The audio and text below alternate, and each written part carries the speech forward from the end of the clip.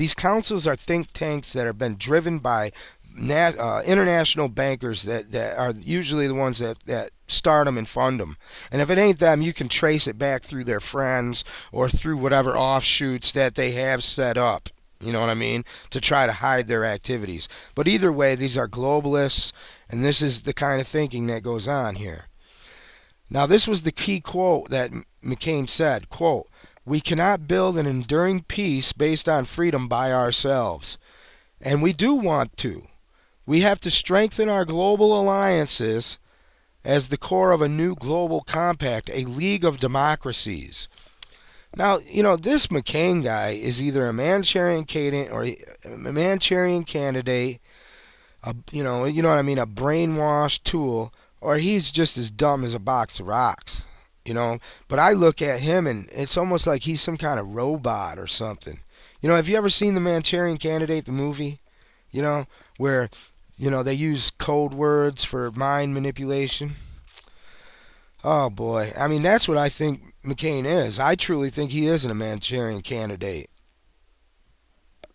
Now, if you want to read this whole transcript, I have it up at the website, harrythomas.info. But listen to what he says here. We have to strengthen our global alliances as the core of a new global compact. Global alliances. See, our founding fathers warned us of entangling alliances and said we must not be involved in these. Okay? But this is the way everybody's thinking now. And you say, oh, you're anti-globalism, you globalization. Well, that's inevitable. I don't know how many times I hear people say that. Harry, what are you talking about? It's inevitable that we're going to go that way. No, it isn't inevitable. Don't we still have a say in what goes on here? No, this is the kind of core thinking that is being indoctrinated all over society. And people need to wake up to that. They need to understand what kind of manipulative forces are being, put on them. Now, here's one come up on the wiseupjournal.com, March 21st, 2008. The End of Nations, European Union Takeover and the Lisbon Treaty. We set out to make a video about the pros and cons of the Lisbon Treaty and found out to our horror the lies, manipulations, and deceit behind the European Union. From MEPs, legal experts, and EU researchers, the true nature of the EU unfolded, how it really operates from behind closed doors and away from prying eyes. We discovered the massive power grab away from citizens and nations to the elites that is being proposed in this treaty.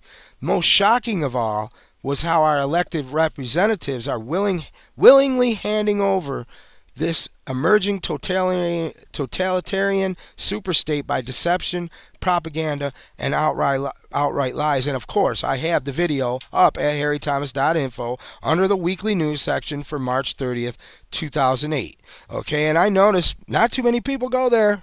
There's more people listening than more people going and actually looking at the stuff themselves. And I'm trying to tell you, don't just take my word for it. Don't take anybody's word for it. Go and look into it for yourself. And right at the front page at harrythomas.info, I've got this banner up, and it's called I Pledge Allegiance to the North American Union Flag. Click on that banner. That'll take you to a short video, because I know your attention spans, most of you, are very shortened. It's only about 30 minutes. I mean, about the length of a sitcom or a hour-long show without the commercials. And it shows you what's happening over in the European Union, how that relates to the North American Union being set up here. I think it's a must-see for every American. Even if you think I'm nuts and out of my gorg, please watch this video and then direct others. Start getting involved in getting this information out to people. You know what? Who cares what people think of you? We're talking about life and death here. We're talking about our country and our way of life.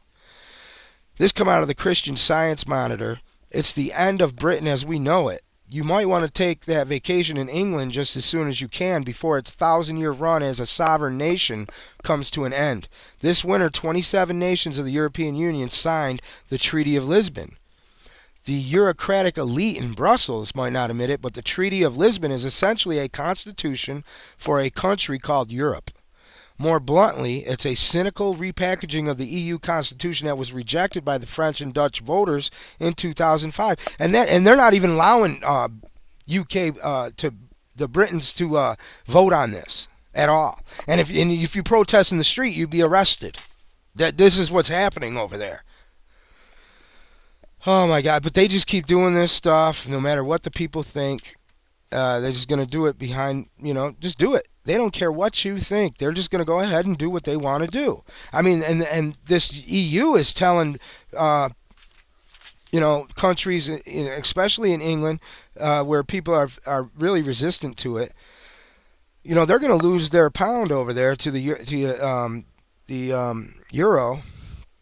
They're not going to be allowed to sell vitamin C tablets at a certain milligram. All kinds of stuff, local herbs, and I've reported on this a few years ago. People said, "You're crazy. What do you?" They're not going to try to, regulate that.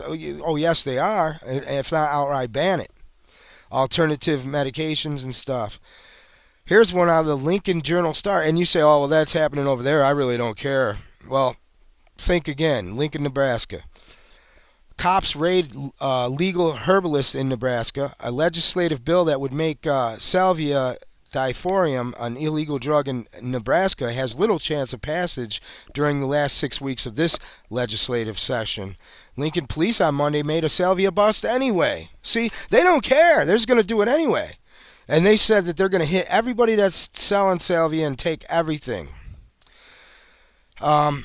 I signed the citation, the guy who was busted said. "I'll be in court, but we plan to fight it because we've been selling it for a while, and it's a lot of our sales." But Lincoln police determined that a law currently on the state books outlaws the sale of salvia. And I'm not even going to get on whether or not salvia should be being sold or not, because people are using it to get high on. I really don't care about that. But what I do care about is they just going ahead and doing whatever they want, based on whatever interpretation of the law they see fit. Now, it says here, State Statute 28-420 bans, isn't that funny, 420?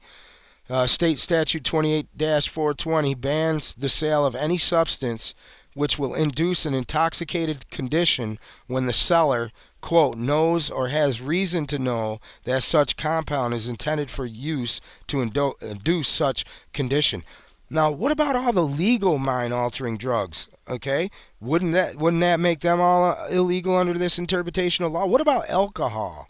Your local liquor store or your grocer that's selling beer and stuff.